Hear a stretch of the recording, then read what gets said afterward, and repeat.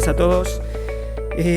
Bueno, yo os voy a hablar, como dijo Elisa, de cómo fue mi experiencia en el cambio de la prótesis unicondilar, ¿no? Cuando Bene me planteó esta charla, lo hizo como una pregunta retórica, claramente, porque él sabía cuál iba a ser mi respuesta y yo sabía lo que él esperaba que dijese. Así que pongamos las cartas sobre la mesa desde un principio y empecemos respondiendo a la pregunta.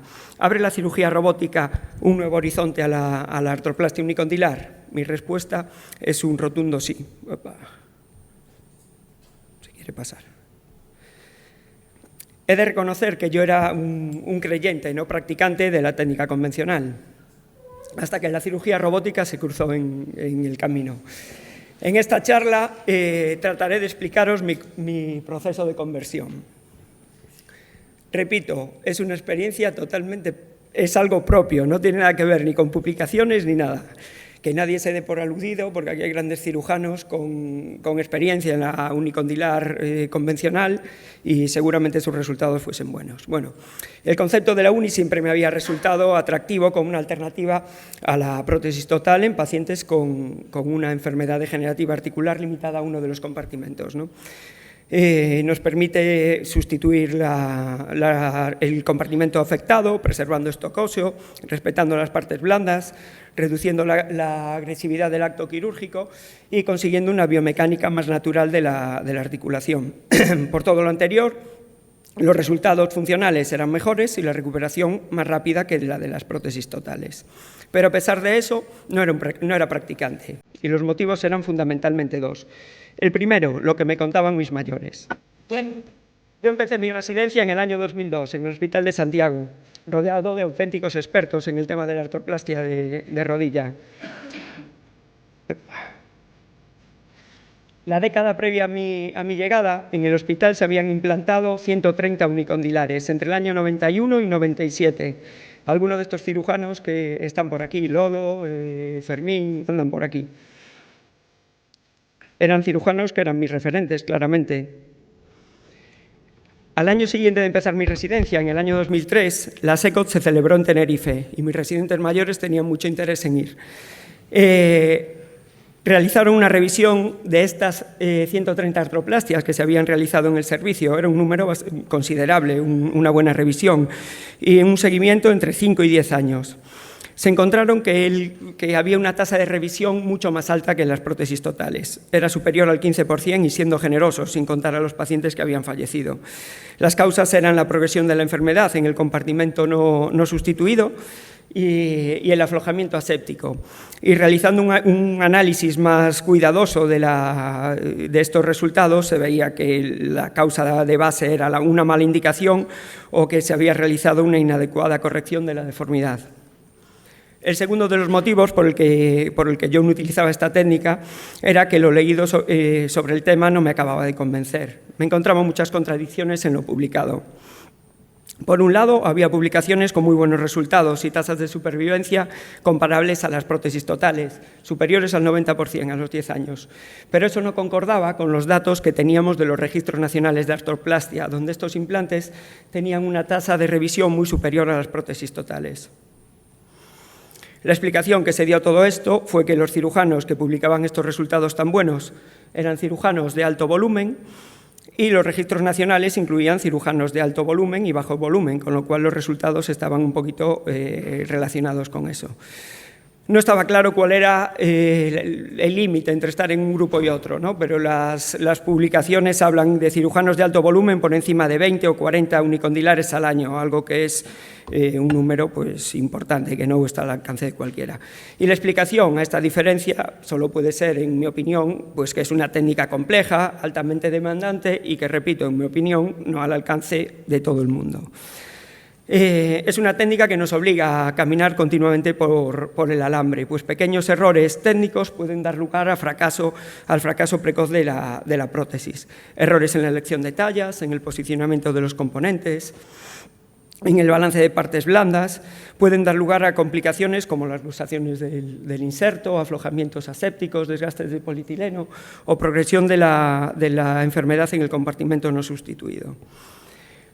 Diferentes estudios nos dicen que el 30% de las unis convencionales tenían una desviación mayor de 3 grados sobre lo planificado, algo que en las prótesis totales no estaba relacionado con un mal resultado, pero que en las unicondilares podía ser catastrófico. Así que aquí me encontraba yo, un cirujano de bajo volumen, candidato a tener malos resultados con una técnica que en manos de unos cirujanos que eran mis referentes ya habían tenido altas tasas de fracaso. Cada vez que me encontraba ante un caso de estos, pues tenía que decidir, estaba en la encrucijada entre el éxito, entre apostar por el éxito de las técnicas conocidas, con buenos resultados en mis manos, o arriesgarme al fracaso con una técnica más exigente, que toleraba muy mal pequeños errores técnicos y que tenía una curva de aprendizaje lenta. Hay estudios que dicen que para tener unos resultados satisfactorios se necesitan realizar 25 unicondilares con técnica convencional. Así que prefería quedarme en mi zona de confort, con mis técnicas conocidas y sin enfrentarme a los miedos que había fuera. Hasta que hace un año el Sergas decidió apostar por la cirugía robótica.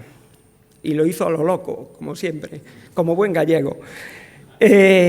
Compró 3 macos y el criterio para distribuirlos por Galicia, pues creo que dijeron las ciudades con aeropuerto o algo así. No sé si fue exactamente, pero pudo haberlo sido. Así, hace un año, pues los 3 centros que nos pusieron el robot, pues comenzamos también al unísono y tras previo anuncio en el Parlamento gallego a realizar la cirugía, ¿no? Después de un año utilizando Mako, si tuviese que definirlo con una palabra, la palabra sería precisión. Mako es precisión en la planificación, es precisión en la ejecución y es precisión en la valoración de las estructuras blandas periarticulares. Si miramos unas diapositivas atrás y volvemos a repasar los errores técnicos que daban lugar al fracaso de la uniconvencional, nos encontramos que eran errores en el tallaje, malposición de los componentes, la desalineación de la extremidad, la desalineación final de la extremidad por infra o por sobrecorrección, o el desbalance ligamentoso, ¿no? Y si comparamos, vemos que, si vemos las partes fuertes que tiene Mako, la precisión, lo que habíamos hablado, pues vemos que la precisión en la planificación es la herramienta perfecta para combatir los errores en el tallaje y la malposición. La precisión en la ejecución nos permite eliminar errores de desalineación, fundamentalmente.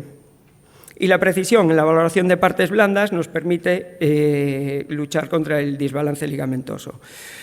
Me habían dado la herramienta perfecta para salir de la zona de confort y enfrentarme a los bichos que había fuera. Pero antes de hacerlo decidimos revisar, ¿no?, lo que otros habían hecho antes y lo que habían publicado al respecto. Desde que en el 2004 se había implantado la primera unicondilar robótica, fueron apareciendo diferentes publicaciones que confirmaban que la cirugía robótica minimizaba las imprecisiones en alineación, en posicionamiento de los componentes y la hacían una técnica más reproductible. Tenía una curva de aprendizaje realmente corta, entre 6 y 10 pacientes, entre 6 y 10 cirugías, nos dicen los estudios. Y esa curva, que es casi lo más importante, es solo de tiempo quirúrgico y de confort del equipo quirúrgico con la técnica.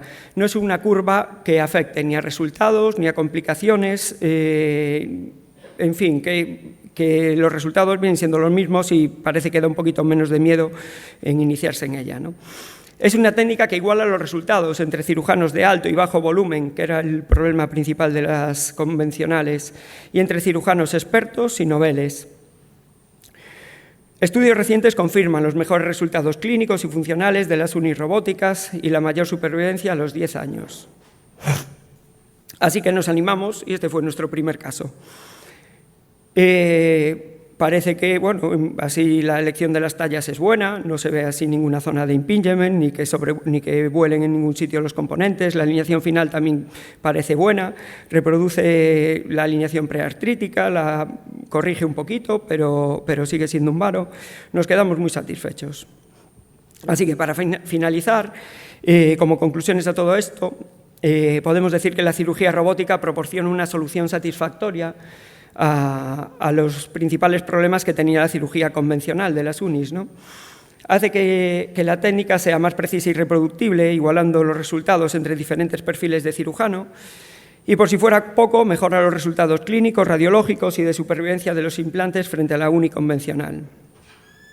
La implantación de las UNIs asistidas por cirugía robótica en Estados Unidos ha pasado del 0,1% en el 2008 al 20% en el 2018 y actualmente se estima que está sobre el 30%. Y es previsible que en los próximos años esta sea la técnica dominante. Algunos cálculos estiman que una proyección de crecimiento hasta el 2035, en los próximos 10 años, como muestra esta gráfica, una proyección exponencial. Por tanto, volviendo a la pregunta planteada al principio de la charla, en mi opinión la cirugía robótica presenta un nuevo horizonte a la artroplastia unicondilar, un horizonte que yo considero esperanzador, sobre todo para cirujanos de bajo volumen y para cirujanos noveles. Y si miramos a ese horizonte, como dice el título de esta película, que le gustaba mucho a mi padre, yo creo que veremos un horizonte de grandeza.